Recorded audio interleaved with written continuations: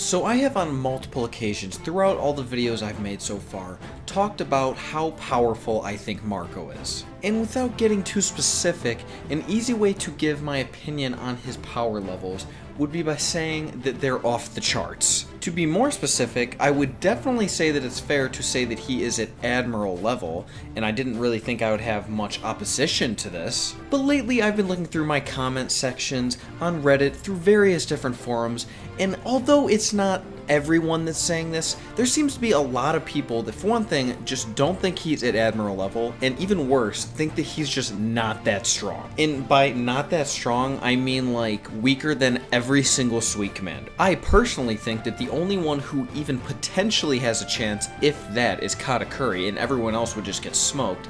But it's a little hard to say at this point in the game. But whether Katakuri or any of the other Sweet Commanders are Admiral level is a question for a different day. Today I want to focus on whether or not Marco is Admiral level, which I think he is, and I'm going to explain why. I think the easiest way to get my point across is to just explain the different fights that he had with each individual Admiral through the War of the Best. So when Kizaru, who some idiots refer to as the strongest character in the entire One Piece world, launched a barrage of light beam missiles at Whitebeard, Marco just flies in and takes all of these hits head on. Now, you would think that something like that would be complete suicide, considering Kizaru is an admiral, and he didn't really try and block them or anything, he just took them head on, but no.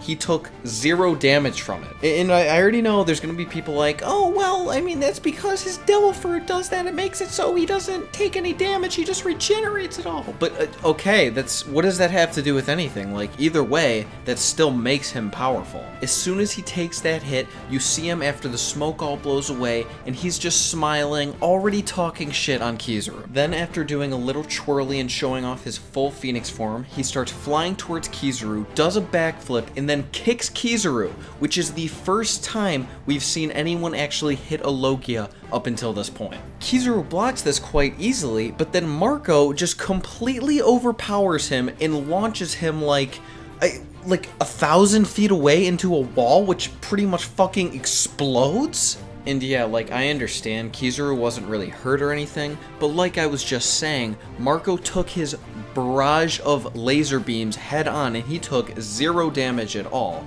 And Kizaru's still an admiral, so he should not be able to get pushed around that easily. Frankie, stop calling him just an admiral. He's the strongest character in the entire series. So then moving on to his next admiral encounter, he takes on Aokiji. And okay, yeah, I understand this one's kind of a cheap shot because he doesn't really take him on, but still, he embarrasses him as usual. Aokiji was just being a little bitch, standing over Luffy, pretty much just saying he's gonna kill him, and then out of nowhere, Marco just comes flying in and launches him across the battlefield. And don't give me that it was a blind shot bullshit. No, no, no. Aokiji has observation haki, obviously, so he would have felt that coming, or however the hell that works. But Marco is very fast because he is very, very skilled. Like, that's something you really need to consider when you're evaluating his overall power levels. This man is fast enough to completely take an admiral off guard. In my opinion, potentially the strongest admiral, if not the second strongest. But no,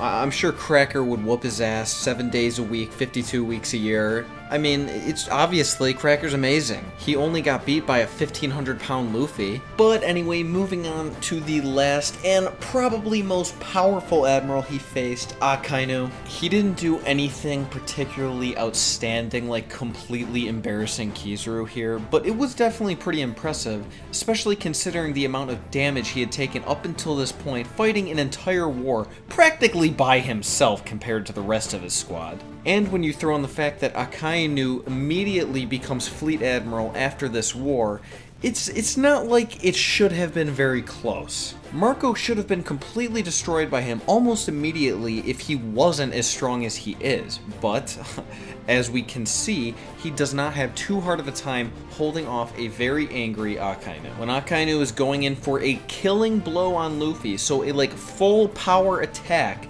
Marco just steps in and blocks it. And then while Jinbei is running away with Luffy, he holds off Akainu for a long enough time to give an entire speech to his crew before he is finally overwhelmed. And it's not like he got beat up or anything, he just got thrown back. To be completely honest, if there was a full-on 1v1 battle between Marco and Akainu, I really don't know who would win. I do not know if I would be putting my money on Akainu. Like, yeah, I get it, he's super powerful and he's most likely the strongest admiral, but have you guys seen Marco? I'm also not really clear on if he is even capable of taking lethal damage considering his devil fruit. Like, I don't know if no one's familiar with what a phoenix is, but it is a bird that comes back to life through fire. So, is he actually even capable of dying by normal means? Another really important thing to note too is that when the Whitebeard pirates fought the Blackbeard pirates in the skirmish war, I mean, you would think that that would be a totally unfair battle. Like, considering the people that we know that Blackbeard rounded up versus what was left of the Whitebeard pirates, they don't even have Ace, which I personally don't think even matters because he was worthless anyway. But, you know, most people think he was worth something, so they don't have Ace, they don't have Whitebeard, they have Marco, and then all the rest of the commanders are so much weaker than him. And I'm not saying that they're especially weak or anything, like Jozu and Vista at the very least are very, very strong. Vista was able to take on Mihawk for some amount of time, and Jozu was able to even fight Aokiji.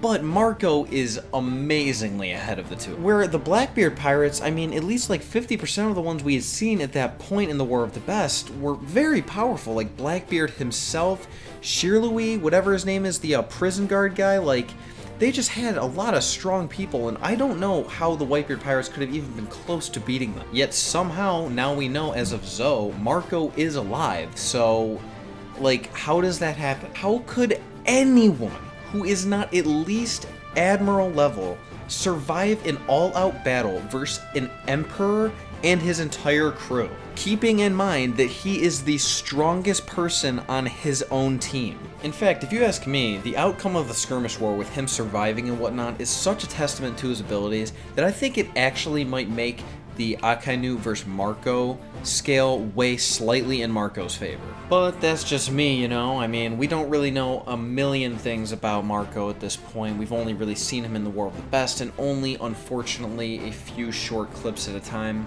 I have a feeling that we are about to see one of the greatest showings this world's ever seen in Wano when Marco shows up there. Like, I cannot even tell you guys how excited I am for Wano just because of the fact that Marco is supposed to be there. He is easily in my top 10 favorite One Piece characters, and he has my number 2 favorite devil fruit, if not number 1 currently being the string fruit. But you know, the more I think about it, if he does come to Wano, I'm guessing we're going to see some kind of awakened mythical Zoan fruit going on, since, you know, he is Marco, and he probably has awakened his devil fruit if it's not like only specific people can do it like Dofi. So that'll be something interesting to look forward to. It's hard to imagine that he could be any more powerful than he already is. But yeah, oh my god, I cannot wait to see him again. So that's the end of this video. If you enjoyed it, remember to give it a thumbs up and subscribe if you haven't already. Also remember to follow me on Twitter and any other social media I link in the description. Friday, I will be re-uploading the new and improved version of the ominous Why Dofi is Such a Good Character video. I know it was really shitty last time because the background music I had was like so loud you couldn't even hear me, so I'm very excited to do a redo of that video. Thank you so much for watching, guys, and like I said, I'll see you guys on Friday.